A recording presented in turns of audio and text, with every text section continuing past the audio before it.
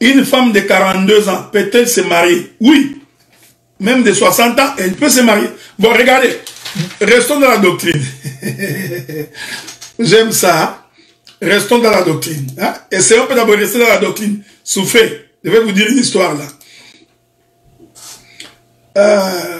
Restons un peu dans la doctrine. Okay? Une femme de 42 ans peut se marier. Ok? Ça, c'est pas un problème. Mais regardez. Si nous voulons rester dans la doctrine, une femme de 60 ans, ne peut pas se marier. Ok? Bon. Ça, je reste dans la doctrine, ok? Prenons le livre de 1 Timothée chapitre 5. 1 Timothée chapitre 5. Je vais commencer par le 2e verset. Il est écrit: les femmes âgées comme des mères, celles qui sont jeunes comme des sœurs, en toute pureté. Honore les veuves qui sont véritablement veuves. Honore les veuves qui sont véritablement veuves. Donc nous avons des veuves qui ne sont pas véritablement veuves. Si une veuve a des enfants ou des petits-enfants, qu'ils apprennent avant tout à exercer la piété envers leur propre famille et à rendre à leurs parents ce qu'ils ont reçu d'eux, car cela est agréable à Dieu.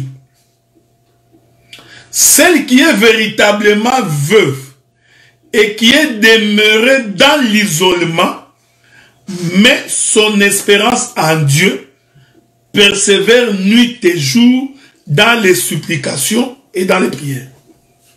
Mais celle qui vit dans les plaisirs est morte, quoique vivante. Donc toute la question de la chambre réside dans les désirs de la chair. Déclare-leur ces choses afin qu'elles soient irréprochables. Si quelqu'un n'a pas soin des siens, et principalement ceux de sa famille, il a renié la foi, il est pur qu'un infidèle. Verset 9. Qu'une veuve, pour être inscrite sur le rôle, n'ait pas moins de 60 ans, et qu'elle ait été femme d'un seul mari. Donc, à 60 ans, tu n'as plus besoin de te marier. Ok? Parce que si tu te maries à 60 ans, nous comprenons que la chair, les passions de la chair sont en commande. Bon, je continue les questions parce que ça ne finit pas. Pour faire des enfants, non mais des fois vous avez des questions bizarres. Pour faire des enfants, faut-il prier avant? Mais écoutez, l'homme dit, pour faire des enfants, est-ce qu'il faudrait-il prier avant de faire l'acte? Non. Hein? Mais pourquoi vous avez des questions comme les gens comme les féticheurs? C'est déjà des questions comme ça, vous avez des questions comme des marabouts. Tu es enfant de Dieu. Tu as épousé une fille de Dieu. Dieu vous a grillé. Et ça demande encore une prière pour ça. Ok? Donc, il n'y a pas de prière à faire là-dessus, mon frère. Ok? Donc, on peut passer à une autre question. Ok. Si un homme s'essuie à terre comme Onan, a-t-il péché?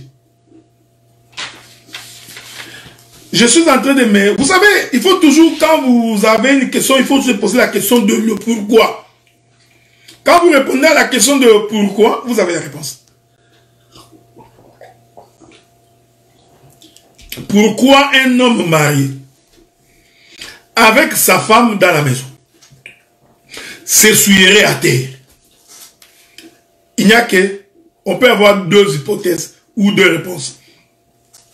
Soit que elle craint que la femme tombe enceinte. Je crois que ça doit être la raison principale. Donc dans ces cas-là, elle est en train de se satisfaire charnellement et il est plongé dans les désirs de la chair. Un homme qui s'essuierait comme ça par terre, il pêche. Je te conseillerais autant mieux ne pas y aller. Si tu trouves, c'est pourquoi je vous ai dit que celui qui a l'esprit, il est capable de se maîtriser. Ok? Ou alors, attends que la femme ait passé sa période d'ovulation. C'est simple. Pourquoi tu ne peux pas attendre? J'ai répondu à la question. Bon. Quel esprit anime le pasteur Louba qui tombe de gauche à droite dans l'impudicité dans le monde? Bon, cette question-là, elle est tribale. Parce que je crois que l'impudicité est un péché. Et l'impudicité est dans l'homme. Ce n'est pas une question d'être Louba ou de ne pas être Louba. Même les blancs sont plus impudiques. Tu vois, ils ont créé les boîtes où les femmes vont se promener, danser nues. Tu vois? Donc, ils nous ont fait des plages à demi-nus. Ils ont créé les cercles des nudistes. Donc, vous comprenez que ça n'a rien à voir avec ça. Donc, le combat, c'est que c'est l'homme inconverti, il tombe dans l'impudicité. Donc, c'est pourquoi la parole, l'évangile, c'est pour que les gens se convertissent. Ok? Pour que les gens se convertissent. Je prends une dernière question ici. Je vais aller répondre à la question du bien-aimé Edmond. Ensuite, je prendrai encore d'autres questions parce que ça ne finit pas de tomber les questions. Je vais demander à mon frère Jimmy, quand tu feras la vidéo, essaie de la segmenter même en 3, 4 ou 5 parties pour que les gens qui vont nous suivre ne puissent pas se fatiguer. Je prends. Si la femme païenne se convertit en ce moment devant Dieu, c'est un mariage ou pas? Je n'ai pas bien compris la question. Si la femme païenne se convertit. Je n'ai pas bien compris la question, mais je voudrais quand même dire que la Bible vous demande de venir à Dieu tel que vous êtes. Hein? Bon, la bien-aimée sœur Alice dit que donc, il y a des questions dans le non, mais je réponds à la question. Mais tu peux encore répondre ta question. Sauf que j'ai dit, donc j'ai répondu à une de tes questions là. Donc, ceux qui font comme Onan, ils sont en train de pécher. Maintenant, comme je suis en train d'expliquer Judas, le beau-père, et Tamar, la belle-fille, j'aborderai cette question d'Onan qui s'est souillé par terre. Tu vois? J'aborderai cette question-là parce qu'il y a une portée prophétique des Écritures. Mais je reste ici dans la doctrine. Et comprends que lorsque je réponds à ces questions, je réponds à ces questions par rapport à ce qui se passe dans un couple des gens qui sont mariés, qui sont chrétiens. Donc, il n'y a donc pas de questions pour les hommes mariés. Hein? Donc, il y a des questions, les hommes n'ont pas le même métabolisme que les femmes, tout ça. Je vois toutes ces questions. Mais je vous renvoie toujours, je continue à vous renvoyer au livre des Galates. Les désirs de la chair, des mauvais désirs. Ok? Même si on n'a pas le même métabolisme. Un voleur ne peut pas nous dire parce que sa pulsion est très forte, c'est pourquoi il est allé voler. Nous allons condamner le vol. Même si ta pulsion, même si ton organisme est très fort. Il adore le vol. Est-ce que vous comprenez ça? C'est très important. Bon. Si la femme païenne, je n'ai pas compris la question, mais je voudrais dire que pour la femme païenne qui se convertit, c'est un mariage ou pas? Je n'ai pas bien compris la question. Regardez. Vous pouvez vous marier quand vous étiez païen. La Bible dit que l'Éternel Dieu ne tenant pas compte du temps d'ignorance. Ok? Il peut ne pas vous condamner. Hein? Il peut ne pas vous condamner. Je suis en train de chercher cette écriture-là. Hein? Si vous vous étiez marié quand vous étiez païen, c'est possible. C'était le temps d'ignorance. Mais lorsque vous allez connaître Dieu, vous allez marcher selon la voie de Dieu. Ok? Donc, c'est un peu ça. Attendez ça. Nous sommes dans le livre des Actes des Apôtres. Actes des Apôtres, dans son chapitre 17, le verset 13. Oh, non, chapitre 17, verset 30. Actes des Apôtres, chapitre 17, verset 30. Oh, Dieu, sans tenir compte des temps d'ignorance, annonce maintenant à tous les hommes en tout lieu qu'ils aient à se repentir. Donc, si pendant que vous étiez ignorant, que vous étiez païen, et que vous vous êtes marié, et qu'après vous avez connu le Seigneur, le couple, l'homme et la femme, et que vous avez connu le Seigneur, nous comprenons qu'à ce moment-là, Dieu ne va pas tenir compte du temps d'ignorance. Maintenant que vous avez connu le Seigneur, je dis bien l'homme et la femme, vous avez l'obligation de respecter la parole. Ça devient compliqué quand c'est l'homme qui croit que la femme n'a pas encore cru, ou que la femme a cru que l'homme n'a pas encore cru. Dans ce cas-là, je vous renvoie dans 1 Corinthiens chapitre 7. Il faut que les non-croyants décident de se séparer. Dans cette hypothèse-là, vous allez vous séparer. Je continue à prendre des questions. Mais avant de continuer, allons lire la question du bien-aimé Edmond. De peur qu'il ne puisse dire que je suis en train d'escamoter sa question.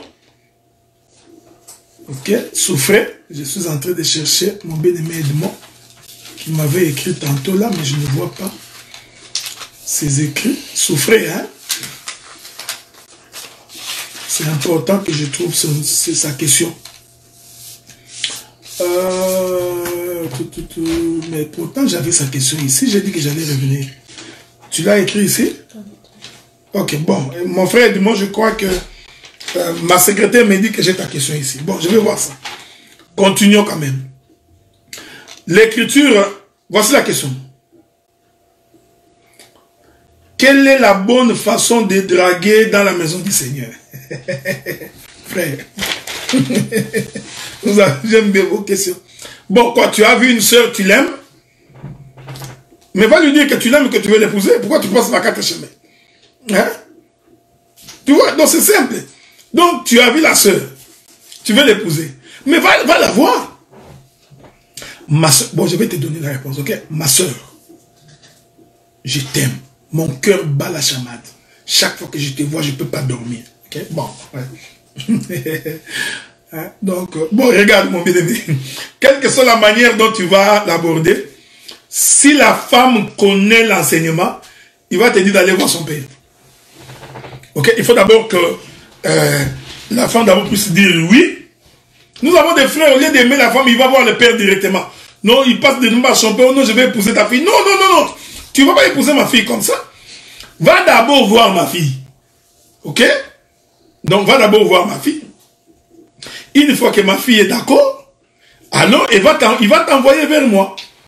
Donc, regardez, ici, là, nous parlons des enfants de Dieu, ok?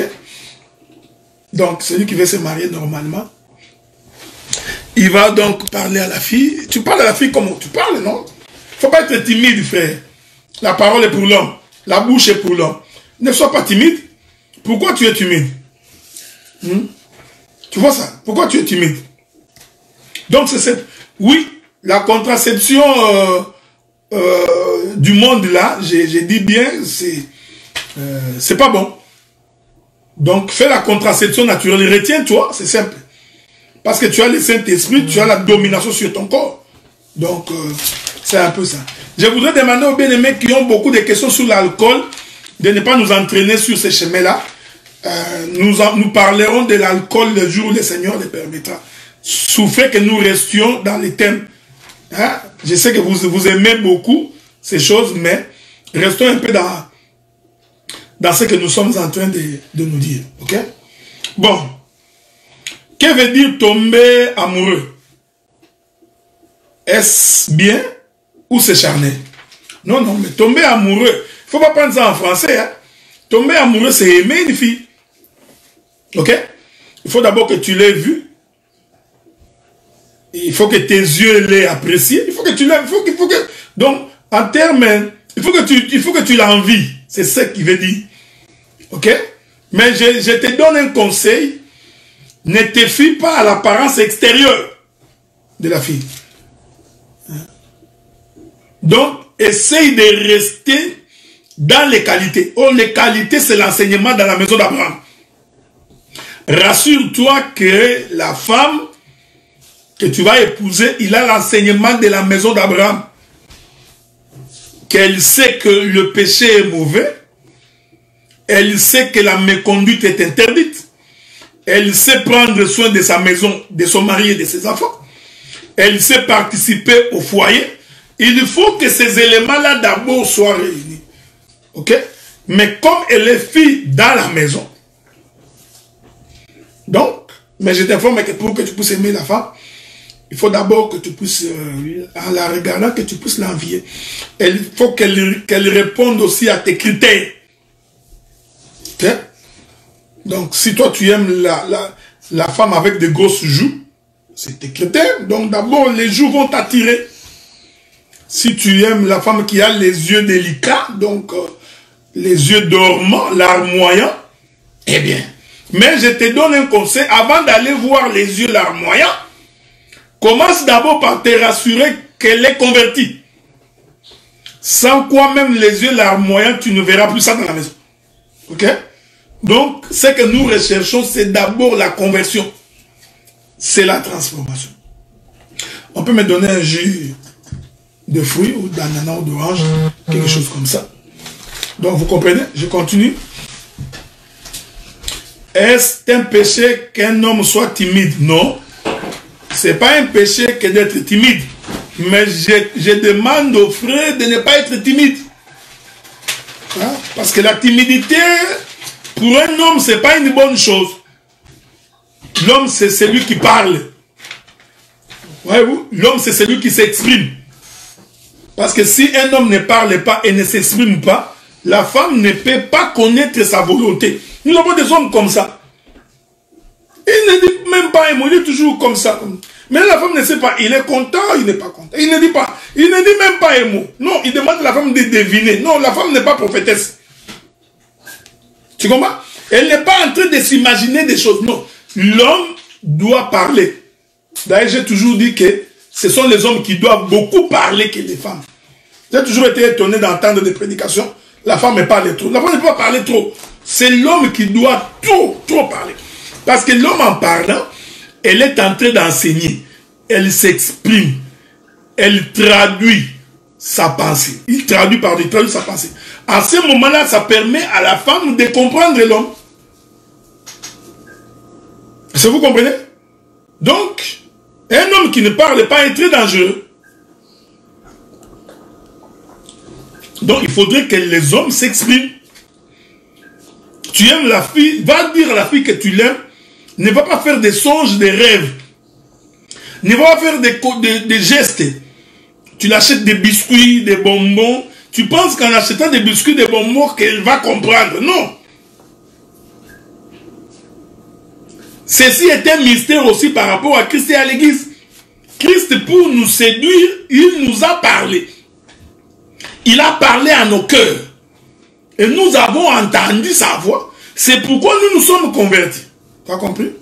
Mais la timidité en soi n'est pas un péché.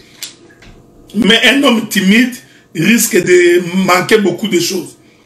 Tu risques de rien avoir. Nous avions un enfant étant païen. Mais on a connu le Seigneur. On peut se séparer? Non. Pourquoi vous allez vous séparer? Vous avez connu un enfant. Vous avez un enfant quand vous étiez païen. Ok. Vous deux, vous étiez païens. Et vous avez eu un enfant. Ah, c'est ça. Ok. Ouais. Voilà. Maintenant, on s'est convertis. Vous deux, vous vous êtes convertis. Vous deux, vous êtes convertis. Pourquoi vous allez vous séparer? Il n'y a pas de raison de se séparer. Mais j'ai dit ceci. Un couple de chrétiens peut se séparer sans divorcer. Cette notion, il faut bien la relativiser. Je vais donner un exemple.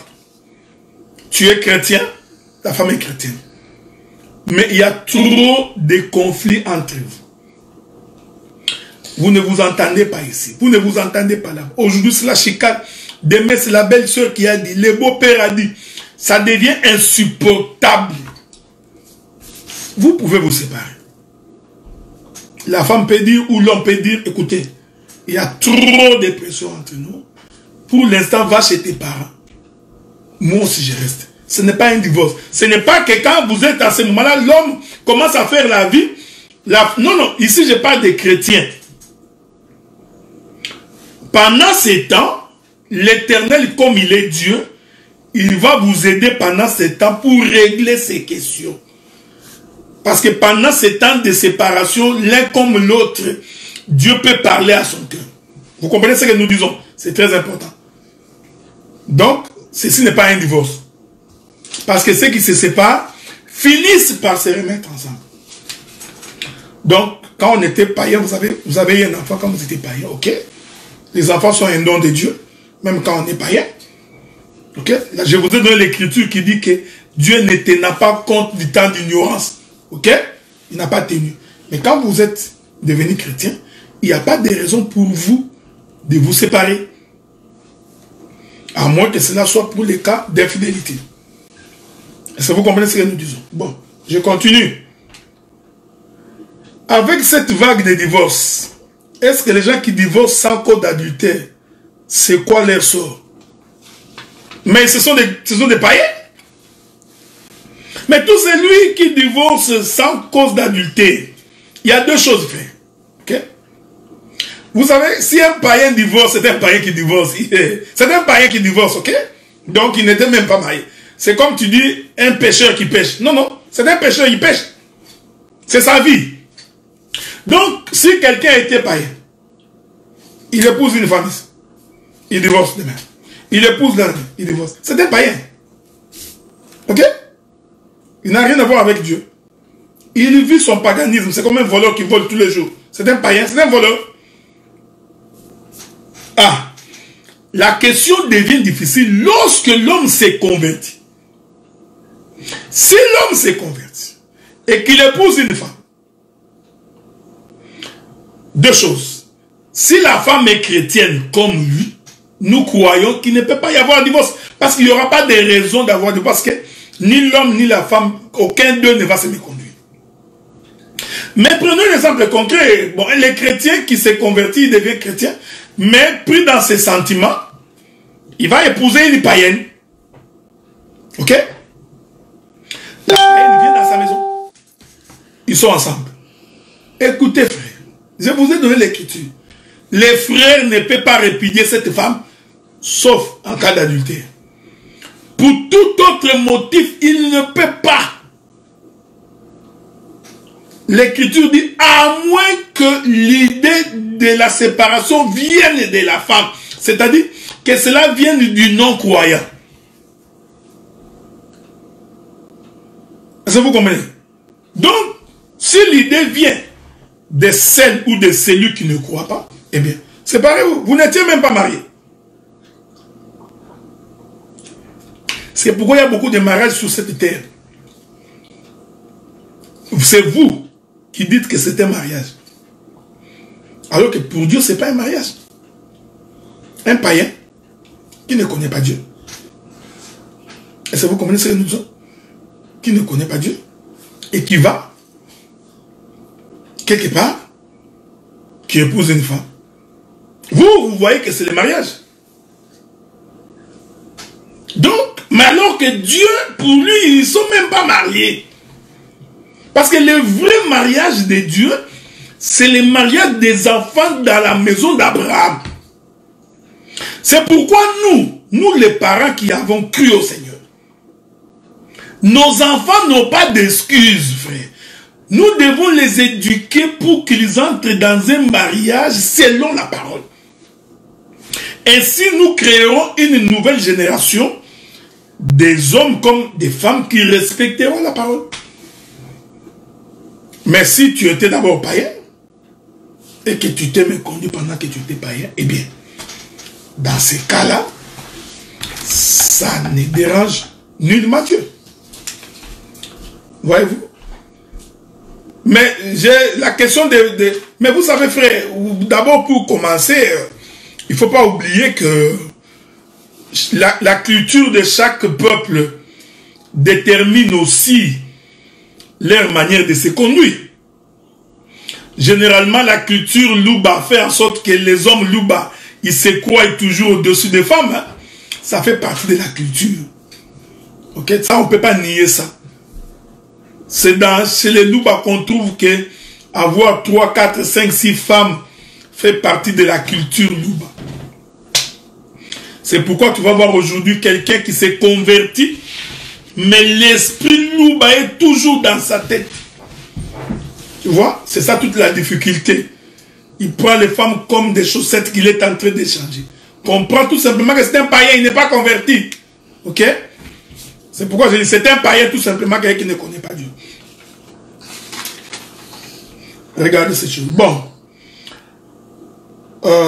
Donc, nous disons, je vous ai dit que je ne porte pas de jugement en ce qui concerne les saluts des hommes. Parce que beaucoup vont être surpris le jour de l'enlèvement. Mais j'ai dit tout simplement, moi, en tant que serviteur de Dieu, qui connaît Dieu, tu pries le Seigneur, tu épouses une femme chrétienne qui connaît Dieu, il n'y a pas de divorce. Ok?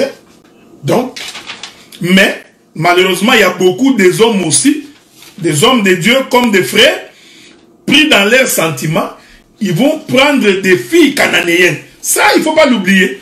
Nous avons des frères, un bon frère qui priait le Seigneur, qui connaissait Dieu. On lui dit, frère, épouse une sœur dans le Seigneur. Il dit, non. Moi, les sœurs, moi j'aime les femmes, la tête un peu cramée, quoi. Moi, j'aime une femme qui est un peu, tu vois, une femme qui est un peu comme ça, quoi. Moi, j'aime. On lui dit, non, tu auras des difficultés avec une femme. Non, non, non, non, non, non. Moi, j'aime cette femme-là. Je vais la convertir, tu vois. Tu es allé prendre une femme. En réalité, ce n'était pas ta femme. C'est ce qui va arriver. Maintenant, tu prends cette femme, tu l'amènes à la maison. Quelques temps après, maintenant, tu vas constater que la femme est insupportable. Maintenant, tu commences à venir nous dire de commencer à prier pour toi tout le temps, tu vois, bien aimé prier, j'ai des tribulations dans la chair. Tu n'as pas de tribulations dans la chair. Tu as épousé des Cananéens. Dans cette hypothèse-là, la Bible dit, même s'il faut que vous vous séparez, il faut que l'idée de la séparation vienne de cette femme-là qui est non-croyante. C'est pourquoi je vous avais dit, frère, un enfant de Dieu peut commettre une erreur. Ça, c'est vrai.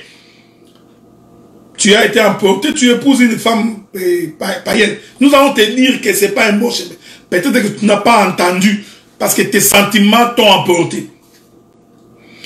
Mais si tu souffres beaucoup, si Dieu veut t'épargner, et si Dieu veut t'enseigner, Dieu qui connaît le cœur des hommes, lui qui est capable de changer le cœur de l'homme, de le faire pencher à gauche comme à droite, c'est Dieu est capable de faire en sorte que cette même femme-là va se réveiller un matin et puis te dire, je ne veux plus de toi.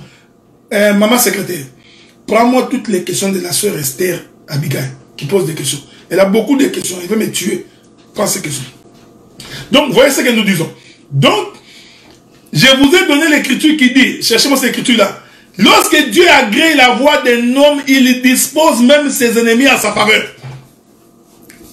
Donc, si Dieu trouve que tu vas mourir, comme toi tu es sémence d'Abraham, Dieu fera en sorte que tu te sépares de cette femme. Dieu est capable de ça, frère. Tu vas seulement apprendre que non, la femme était sortie pour aller acheter les légumes. Elle n'est plus revenue. Tu commences à espérer, tu espères qu'elle reviendra. Tu apprends qu'elle s'est remariée, qu'elle a fait des enfants. Tu vois, Dieu t'a séparé. Ne va pas commencer à supplier cette femme. Je t'aime beaucoup, rentre. Tu vas encore mourir pour rien. C'est pareil avec une femme. Tu vois la femme aujourd'hui. On te dit que cet homme est un païen. Il va dire non, non, non, moi j'aime les hommes musclés, costauds. Tu vois.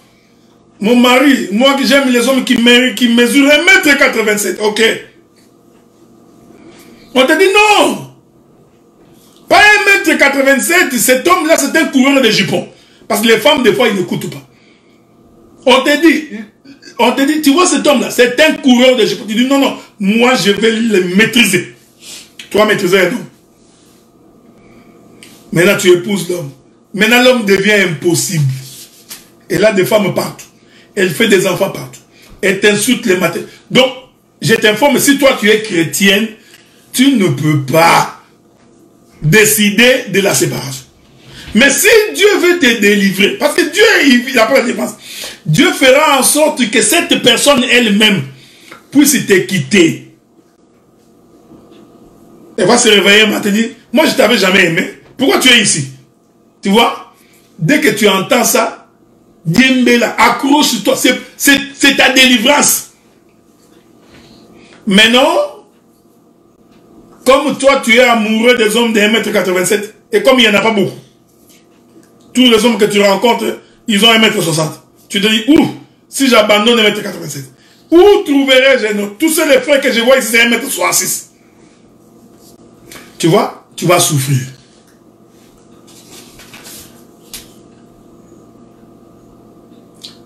Dieu n'est-il pas au-dessus de ce qui est écrit? Ne peut-il pas autoriser un divorce de par sa souveraineté? Non, Dieu n'est pas au-dessus de ce qui est écrit. La Bible dit, toute parole qui sort de la bouche de l'Éternel ne rentre jamais sans effet. Dieu veille à son accomplissement. Et l'écriture de surenchérir. L'Éternel Dieu est derrière sa parole pour l'accomplir. Donc, Dieu a tout consigné par écrit. Il n'est pas au-dessus. Il est esclave de sa parole. Ce que Dieu a dit, il accomplit. Donc, Dieu ne peut pas autoriser un divorce chez ses propres enfants. Non. Elle va manger les fruits, mais ils ne se sont pas séparés avec Adam. Est-ce que vous comprenez ce que nous disons? Le divorce n'est que pour les païens. Ce n'est pas pour les enfants de Dieu. Malheureusement, beaucoup de nos mariages, nous croyons que ce sont des mariages des chrétiens. Ce n'est pas parce que tu es allé dans une église qu'on a prié pour toi. Ce n'est pas parce que tu es dans une église qu'on vous a imposé les mains, vous dites que c'est Dieu qui a béni. Ce n'est pas Dieu. Non. C'est que Dieu a uni, personne ne peut séparer. Ok. Mais est-ce que c'est Dieu qui a uni ces gens? Nous avons la définition dans les Écritures de la manière dont Dieu unit les gens. Dieu unit les gens selon sa parole. Vous avez la même foi, la même doctrine, vous croyez en même Dieu.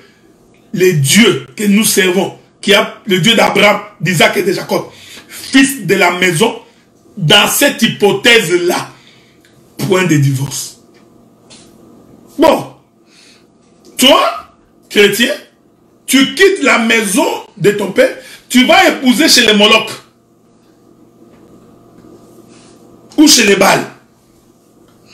Maintenant, on t'impose les mains, les gens disent que ce n'est pas Dieu.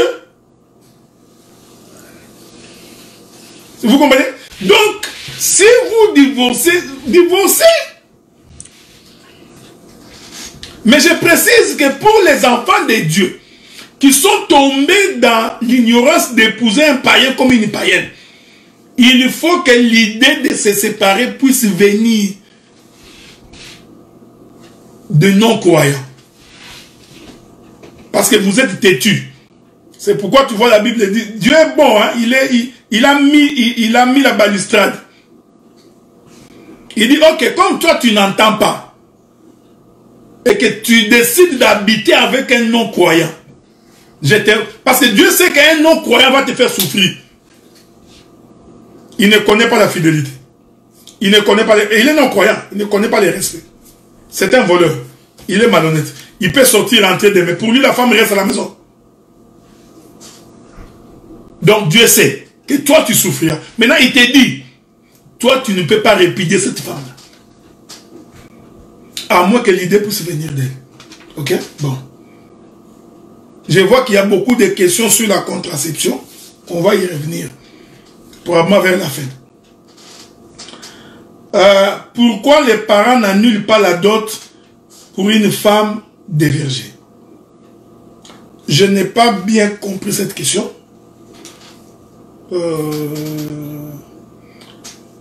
Cette question, il y a une écriture qui dit que, je vous avais dit cette écriture là, l'écriture dit que si la fille fait un consentement avec un homme et que les parents ne sont pas au courant, le père a l'obligation de mettre fin à ce consentement. C'est simple, hein? On n'entre pas dans les interprétations.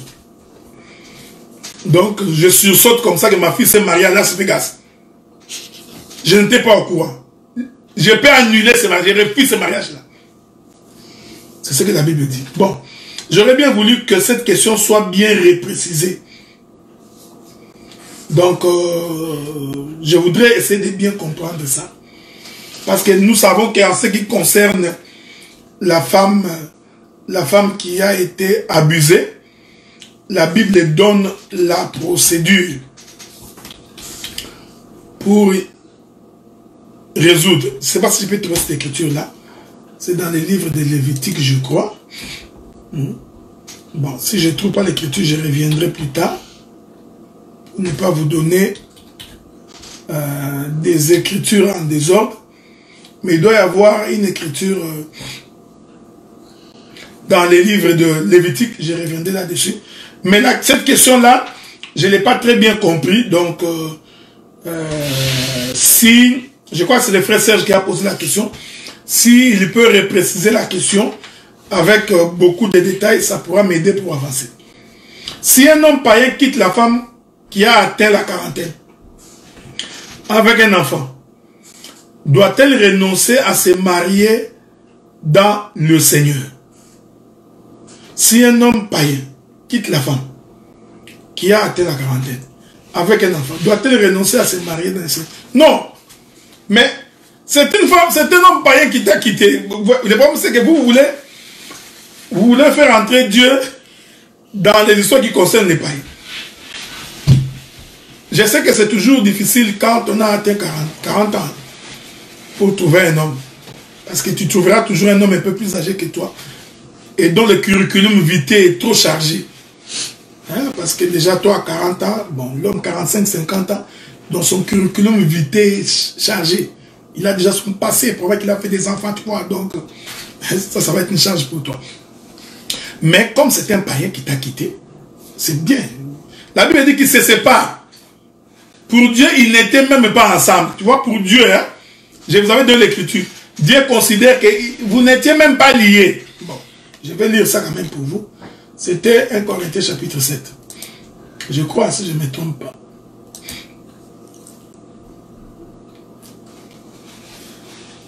C'était ça? Non, je ne pense pas. Attends, je vais voir ça. Ah oui, c'était ça.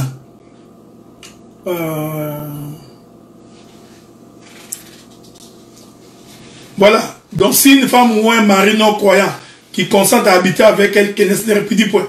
Car les maris, on peut continuer. Si les non-croyants se séparent, qu'ils se séparent. Le frère ou la sœur ne sont pas liés dans ces cas-là. Je suis dans 1 Corinthiens chapitre 7, verset 15. Si les non-croyants se séparent, qu'ils se séparent.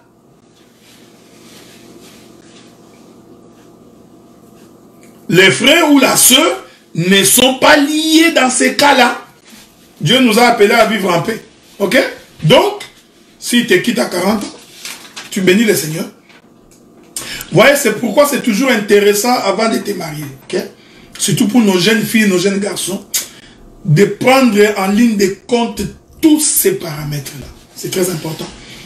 Parce que sans quoi la vie va être difficile plus tard. Il y aura trop de problèmes plus tard. Vous savez, donc déjà, parce que déjà la femme a 40 ans, 42 ans, quand elle est seule, même sa probabilité de se trouver un homme est amoindrie. Tu vois, ce qui est vrai, où tu trouveras quelqu'un d'autre qui a aussi un passé chargé. Donc c'est pourquoi il ne faut jamais négliger sa jeunesse. Vous savez, les jeunes gens, quand ils ont 20 ans, ils pensent qu'ils ont toute la vie. L'homme fait des erreurs, la jeune femme, on la drague ici, non, je n'aime pas ses frères, non, ces frères-là, non, moi j'aime pas les frères avec les jambes en haut. Non, lui il a les jambes en X, non, moi j'aime pas, donc tu vois, il est un peu dodi. Donc, c'est bien tout ça là c'est bien. Mais il faut te dire que ça va te rattraper. C'est pourquoi la Bible dit que jeune homme, jeune fille, réjouis-toi dans ta jeunesse. Mais sache qu'un jour, tu vois, c'est très important. Donc nous qui sommes parents, il est très important que nous puissions nous occuper de nos enfants. Lisons. Une autre question. Est-ce un péché pour une femme chrétienne de tomber enceinte de façon non naturelle si elle a rencontré des difficultés?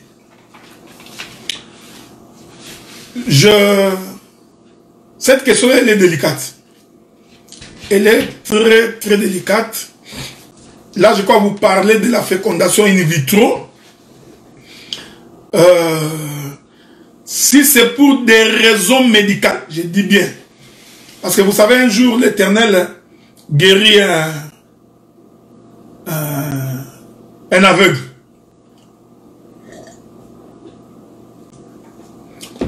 Il y prit la boue, il l'y mit dans ses yeux. Après, il lui dit d'aller laver ses yeux à la rivière de Siloé. Je n'entre pas dans les interprétations. C'est comme de la même manière que tu peux tomber malade, tu as un cancer. Il est vrai que nous pouvons aussi prier, Dieu ôte les cancers. Mais nous pouvons aussi prier et te dire, va te faire opérer. Ok? Quelqu'un peut avoir l'appendicite ou l'hernie. Nous pouvons aussi prier, Dieu est capable. L'appendicite est ôtée ou l'hernie est ôtée. Mais nous pouvons aussi prier et ensuite tu vas voir un médecin. Et les médecins t'opèrent. Donc, si nous sommes en face de cas cliniques, nous considérons que ce n'est pas un péché. Est-ce que vous comprenez ce que nous disons? Que l'on fasse une fécondation in vitro, nous disons que ce n'est pas un péché si les conditions cliniques sont attestées. Est-ce que vous comprenez ce que nous disons? Donc, ici, nous disons que c'est rentre dans le cadre de la maladie. Donc, il y a des maladies où on peut prier, l'homme est guéri. Il y a des maladies où on peut prier et t'envoyer chez les médecins. Est-ce que vous comprenez ce que nous disons? Donc, c'est très important de faire cette différence. Parce que la médecine, Dieu a aussi donné cette intelligence-là. Pour que certaines maladies, que les gens soient guéris. Quand tu as des maux de tête, nous pouvons prier. Tu es guéri, mais on peut également te dire de prendre du paracétamol, des Advil ou des Tylenol pour que tes maux de tête se calment. Donc, je considère que quand il est question que les conditions médicales et cliniques attestées, on peut procéder par une fécondation in vitro. Il n'y a pas de péché en cela. La Bible dit, non, une autre question. Si la femme a un problème de santé, qu'elle ne peut plus être enceinte, étant chrétien, que faire pour ne pas utiliser la contraception? Alors, qu'est-ce qu'il veut dire par là? Si la femme a un problème de santé, elle ne peut plus être enceinte, étant chrétien, que faire pour ne pas utiliser la contraception? Je n'ai pas bien compris cette question-là, mais je crois que la question elle est similaire à la question qui m'a été posée précédemment.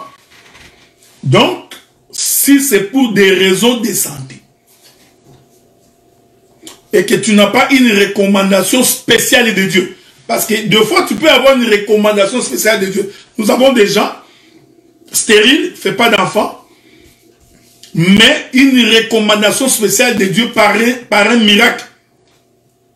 Prier et Dieu opère un miracle. C'est faisable, frère. Mais nous pouvons également prier et que vous allez voir un médecin et le médecin, tu vois, te recommande quelques pratiques médicales. Nous disons, ce n'est pas un péché. Mais il est toujours important de consulter le Seigneur là-dessus et que l'Éternel Dieu, il est capable de tout. Ici, je voudrais encore préciser que je parle aux enfants de Dieu, aux fils dans la maison d'Abraham. Je ne parle pas des païens, parce que je vois qu'il y a beaucoup de questions sur les païens. Beaucoup trop de questions. Je parle pour les enfants de Dieu. Merci beaucoup, bien-aimé Edmond. Ta question, je l'ai. Hein? Donc, Proverbe chapitre 16, le verset 17. Quand l'Éternel approuve les voies d'un homme, il dispose favorablement à son égard, même ses ennemis. C'est ce que je voulais vous donner. Quand Dieu t'agrée, il va s'arranger pour que tu ne tombes pas dans les pièges de l'ennemi. Bon. Bien-aimé Edmond, est-ce que tu peux m'écrire sur Messenger tes questions? Parce que je crois que tes questions-là, ma secrétaire ne les a pas encore retrouvées. Je connais les questions, mais je voudrais les avoir pour les lire vraiment. Ceux qui sont nés en Europe et qui ne savent pas cuisiner la nourriture africaine, est-ce un problème? Oui, c'est un problème. La question n'est même pas de cuisiner, de préparer, de faire la cuisine africaine. Non. La question est tout simplement que la femme doit apprendre à faire la cuisine. Ce n'est pas pour son mari. Hein. D'abord, c'est pour ses enfants. Il y a une écriture, parce que je crois que c'est ce que la Bible dit. Okay? Donc, je crois que ce serait intéressant d'apprendre à nos enfants. Parce qu'ils vont se marier un jour, ils prendront soin de leur maison, de leur mari, de leurs enfants. Donc il faut qu'ils apprennent à leurs enfants comment faire la cuisine, c'est très important. Vous comprenez ce que nous disons? Donc, apprenez-le. Mais je m'excuse de dire ça. Donc, mais il ne faut pas réfléchir que la femme est faite pour la cuisine. Hein? Ça, c'est mal comprendre l'écriture. Je vous ai donné un conseil, apprenez à vos enfants comment se prendre en charge. Faites étudier vos enfants. Envoyez-les à l'école, qu'ils apprennent beaucoup de choses. C'est très important. Ok? Mais je crois qu'il est aussi... C'est pareil, les hommes aussi peuvent préparer. Moi, je prépare chez moi. D'ailleurs, je suis un bon cuisinier. Vous comprenez? Donc, même l'homme peut faire la cuisine. Nous pourrons entrer dans ces détails-là, même dans les jours à venir. Nous avons des hommes qui ne font jamais la cuisine. Ils balayent jamais la maison. Ils ne suivent rien. Ils n'amènent jamais les habits à la buanderie. Parce qu'ils pensent qu'être l'homme, c'est s'asseoir et regarder la télé.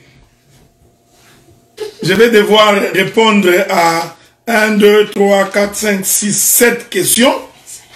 Ensuite, je vais aller lire les questions du bien-aimé Edmond. Qui sont sur mon Messenger.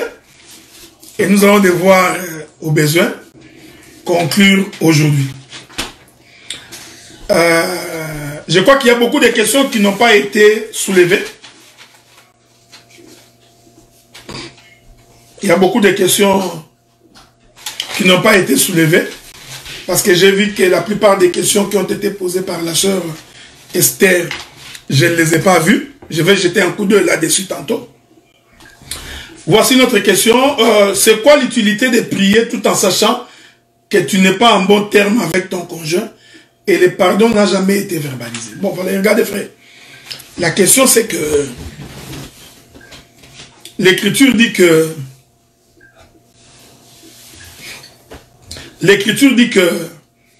si pendant que tu vas aller faire ton offrande et que là tu constates que ton frère a un problème avec toi, va faire la paix avec lui. Ok?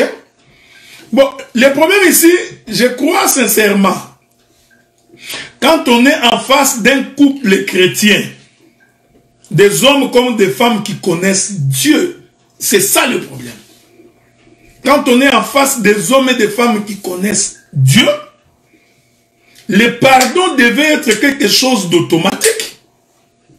C'est-à-dire, même si ça peut prendre 2 heures, 3 heures, 4 heures, mais c'est plus facile de se demander pardon. Ou de demander pardon mutuellement. Maintenant, si l'un ne veut pas demander pardon, il y a donc un mauvais climat. Donc, je pense que même ta prière est une abomination. Donc, en priant, tu es en train de perdre ton temps. Parce que l'autre est en colère ou que toi tu es en colère. Et tu continues même, il y a même des gens qui prêchent. Tu vois, il est en colère dans la maison avec sa femme ou son mari. il vient de se chicaner comme disent les Québécois, il finit de se chicaner, il va aussi à l'église, il va prier. Il va aussi à l'église, il va chanter, il va prêcher. Non, mon frère. Donc, c'est pourquoi je dis que les gens sont en train de blaguer avec Dieu. Donc, comme je sais que malheureusement, la plupart de nos couples est constitué de couples païens. Soit que l'homme est païen, la femme est chrétienne. Soit que la femme est païenne, l'homme est chrétien. Et ça pose un sérieux problème. Parce que le païen, lui, il n'a pas l'enseignement sur le pardon. Alors voilà pourquoi, si toi tu es un enfant de Dieu, va vers lui. Mais c'est aussi très dangereux parce que j'ai reçu une question. Il y a un frère qui m'a dit, mais la femme aussi, à force de lui demander pardon, ça devient une habitude. Donc, il commence à penser qu'il est arrivé, donc la femme commence à croire qu'elle a tout le temps raison. Donc la femme, elle le demande, l'homme commence à supplier la femme tout le temps. J'ai dit, dans cette hypothèse-là, ta femme là, c'est aussi une païenne. Ok? Alors, je te recommande le livre de Proverbes, chapitre 16. Prie beaucoup. Prie et recommande cette femme entre les mains de l'Éternel. Si c'est une pierre d'achoppement, Dieu va l'écarter sur ta voie. Donc, tu peux te séparer. Donc, tu n'as pas divorcé. Tu peux te remarier. Je voudrais préciser parce qu'il y a une question qui m'a été posée par la sœur Esther ici. Les couples chrétiens ne peuvent pas divorcer. Ils peuvent se séparer. Mais même dans l'hypothèse où ils sont séparés, aucun d'entre eux ne peut aller ailleurs. Est-ce que vous comprenez? Donc, tu te sépares de ta femme, vous deux chrétiens, tu es condamné à rester comme ça. Tu ne peux pas prendre notre femme, frère. Tu ne peux même pas la répudier. Tu ne peux pas divorcer. Ici, je parle des couples chrétiens. Bon, vous savez, malheureusement, dans la vie, quelqu'un se dit chrétien, mais quand il est en face de difficultés, il divorce. C'est pourquoi le mariage est la chose la plus importante pour un homme et pour une femme. C'est une étape importante dans la vie de tout homme, parce que ça peut détruire toute ta vie. Donc, vous comprenez ce que nous disons. Donc, malheureusement, la plupart dans nos couples, les hommes sont des païens, ou les femmes sont des païennes. Voilà pourquoi c'est toujours intéressant, si l'un de vous croit au Seigneur, il faut qu'il amène son partenaire ou sa partenaire aussi à croire en Dieu. Et je vous ai toujours dit que croire en Dieu ne signifie pas aller à l'église. Croire en Dieu, c'est l'abandon du péché. Donc il faut prier le Seigneur. Amener la personne pour qu'il abandonne la vie du péché. Une fois que l'homme s'est détaché du péché, maintenant il pourra bien se conduire dans la maison. Est-ce que vous comprenez? C'est très important. Sinon vous perdez votre temps.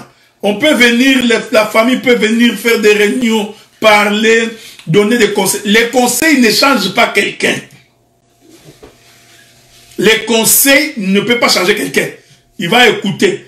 L'homme a l'esprit des canards. Tu vois les canards, même quand tu répands l'eau sur ses plumes, l'eau n'entre pas dans sa chair, ça coule. Donc, un païen, il a l'esprit des canards. Donc, les conseils, ça va passer. Il faut donc les cœurs convertis.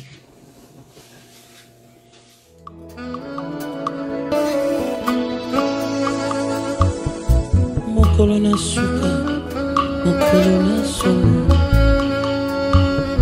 Mokolona suka, mokolona pasi. Mokolona suka, mokola kolela. Mokolona suka, mokolona sama.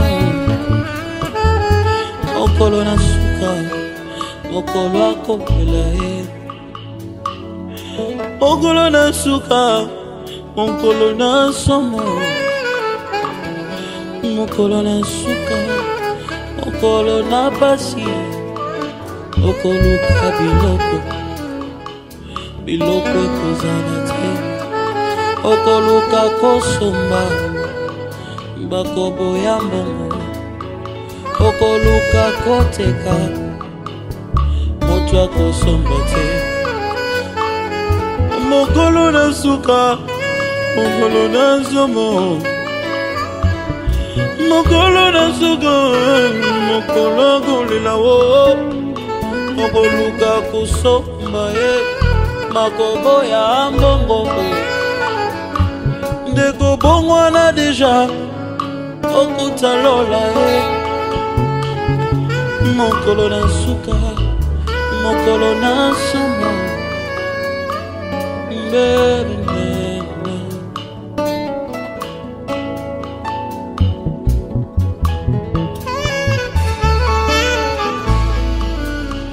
kolo kolo yeah kolo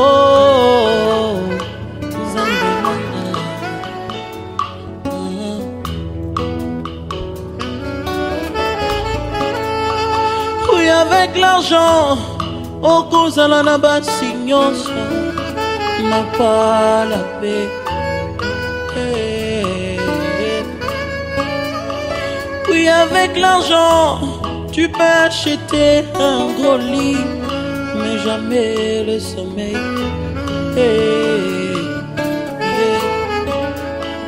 Oui, avec l'argent, tu peux avoir de l'influence, mais pas la paix.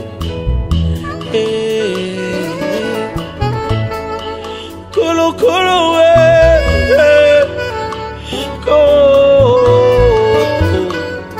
colo zambi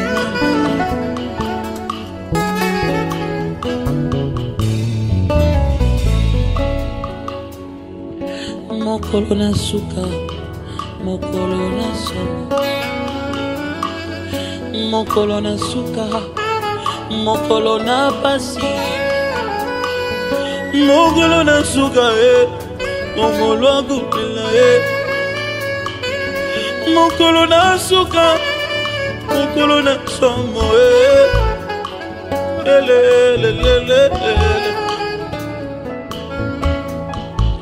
okoluka mama mama kozala te okoluka papa papa kozala te okoluka bandeko bandeko bakozala te akoluka ingénieur chama na ngai chama kozala te okoluka manase manase akozala te dimela yesu tango yango kolo kolo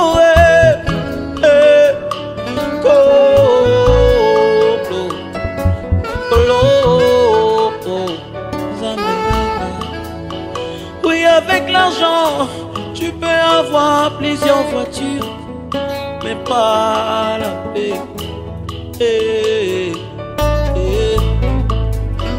Oui, avec l'argent, tu peux avoir de lits, mais jamais le sommeil. Oui, avec l'argent, tu peux gagner des relations, mais jamais le ciel. Oui, avec l'argent, tu peux gagner des relations, mais jamais le ciel.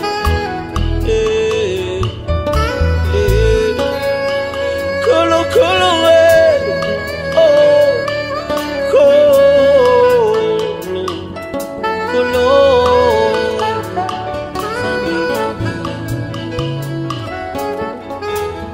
Bien, mais nous sommes en train de toucher à la fin. Je crois que bientôt le retour du Fils de l'homme est déjà en train de se montrer. Il y a des signes précurseurs, des signes qui annoncent la fin.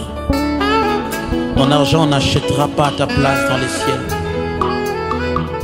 J'aimerais pas qu'un jour où le Seigneur reviendra, que tu cherches ta mère alors qu'il partira déjà.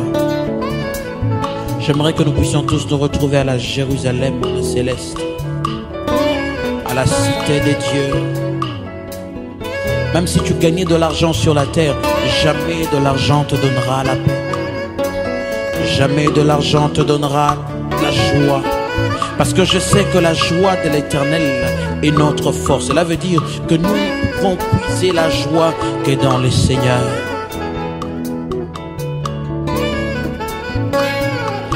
Oui, avec l'argent, tu peux tuer toute la terre, mais jamais l'Éternel. Oui, avec l'argent, vous pouvez créer des virus, mais jamais la paix. Oui, avec l'argent, tu peux avoir plusieurs femmes, mais jamais la paix. Oui, avec l'argent, tu peux avoir des véhicules, mais jamais la paix. Oh, oh, oh. Oui, avec l'argent, tu peux aller en Europe, mais jamais le paradis. Koloko,